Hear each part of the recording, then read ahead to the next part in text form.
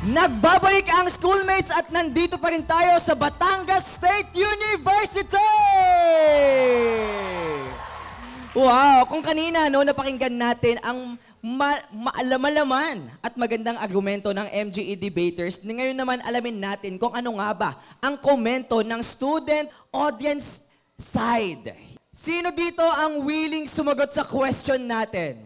Halika dito, ate. Ayan po. Hello po. I am Regina. I am from CS 2203. BS Computer Science from CICS.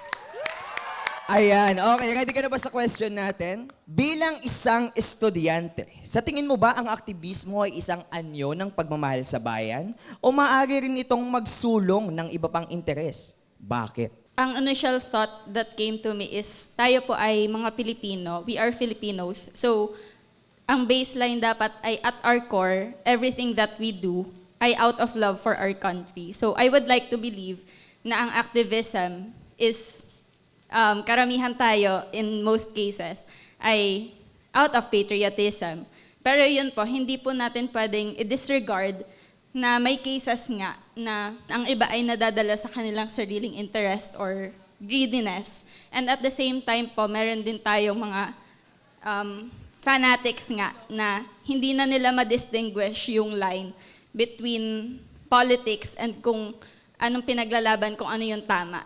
Pero sa sarili ko po, alam ko po na lahat ng ginagawa ko na any form of activism or speaking up for what is right ay out of love for the Philippines. Thank you so much. Ngayon naman atin nang alamin ang last statement at best speaker for today's episode. Kaya naman back to you, Trisha. Thank you, James. At bigyan muna natin ng pagkakataon ang bawat panig na ibigay ang kanilang huling mensahe. Simulan natin, Aaron. Ang aktivismo ay isang means para mailahad natin ang ating mga problema at yung ating mga nararamdaman.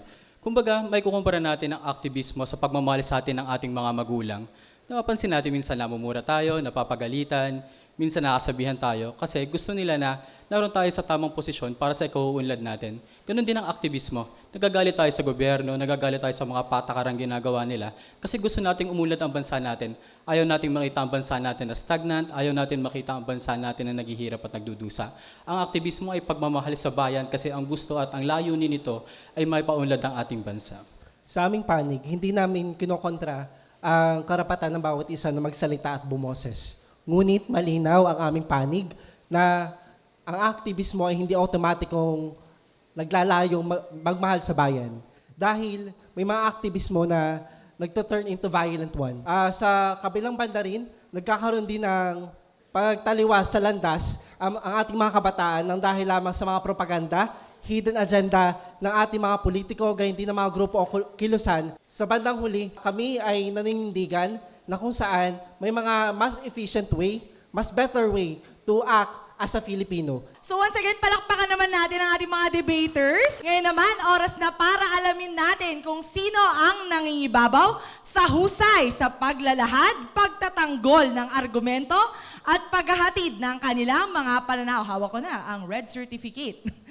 Ang tatanghaling best speaker ng Schoolmates Debate sa Batangas State University IC, Aaron Martinez!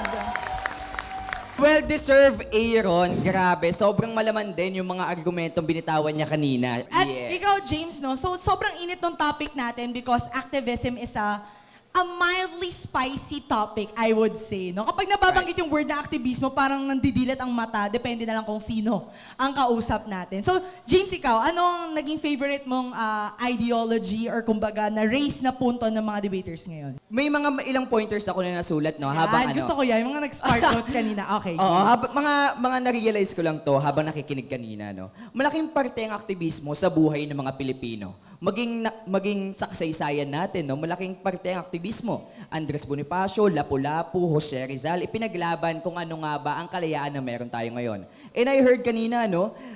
Magkaiba ang karanasan noon sa ngayon. Pero I believe, nangyayari pa rin ang mga katiwalian nito hanggang sa kasalukuyan. Kaya naman, sobrang importante pa rin na i-voice out natin kung ano nga ba ang tamang gawin upang masolusyonan ang problema natin. And also, no, naniniwala ako na kaya lumalaban dahil may mga bagay na dapat ipaglaban. Ay. Artie, sino? Sino ang pinaglalaban? Charot. Di ba? And sana, no, i-end ko lang din ang aking takeaway, no, for today's episode sa isang tanong din. Okay. Ang ating pagkilos ba ay nagbubuklod, nagmumulat, at tunay nagsisilbi sa kapakanan ng bayan? Oh, I love that. Sa akin naman, James, yung tanong na, is activism like inherently bad? I don't think it is bad. Because Right. activism in itself is what you said. It's speaking up. Activism is not glamorous, guys. When you go out to the streets, you see sweaty people talking about things that they may or may not go through on a daily basis. But does that mean na hindi mo na dapat ipaglaban simply because hindi mo nararanasan? Parang, di ba yun yung core ng activism? You speak up not entirely because you may be one of those who are going through it, but you are speaking for those who are going through it, 'di ba? So, ang aktivismo ay hindi lamang dapat maging paraan para mag-ingay.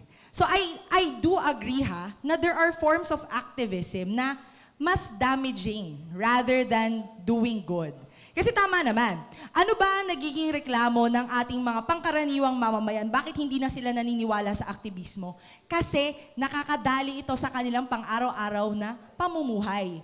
And the fact is, paano ka magkakaroon ng kaisipan na makilahok sa aktivismo kung nananatili kang mahirap sa araw-araw? 'Di ba?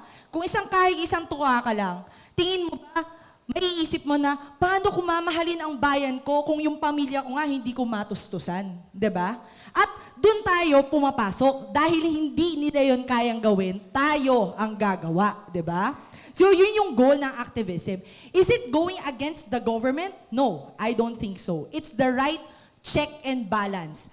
Tao versus sa mga nagluklok or nailuklok sa pwesto. Hindi siya versus in a sense na mali kayo, tama kami. It's just pakinggan nyo kami kasi hindi nyo na napakikinggan or hindi nyo nakikita ang mga problemang dapat na sosolusyonan nyo nung iniluklok namin kayo. 'Di ba? Yun yung goal ng aktivismo.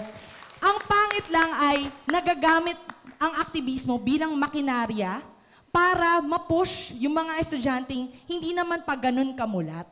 Kaya dapat ang pagmumulat nagsisimula sa 4 na sulok ng paaralan. Okay? So malaki ang role ng mga estudyante. Kasi kayo mismo ang lumalakad araw-araw. Nakikita nyo si Manong na nagtitinda, si Chuper na nagbumabiyahe sa araw-araw.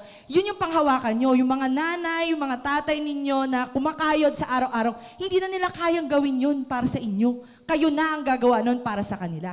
'Di ba? So, wag niyo hayaang mamatay ang aktivismo dahil lamang sa red tagging. Kasi at the end of the day, ang kumikitil ng kalayaan natin ay sariling mga tao nang iniloklok natin. So, wag natin silang hahayaan at itungo natin sila sa tamang landas. Okay?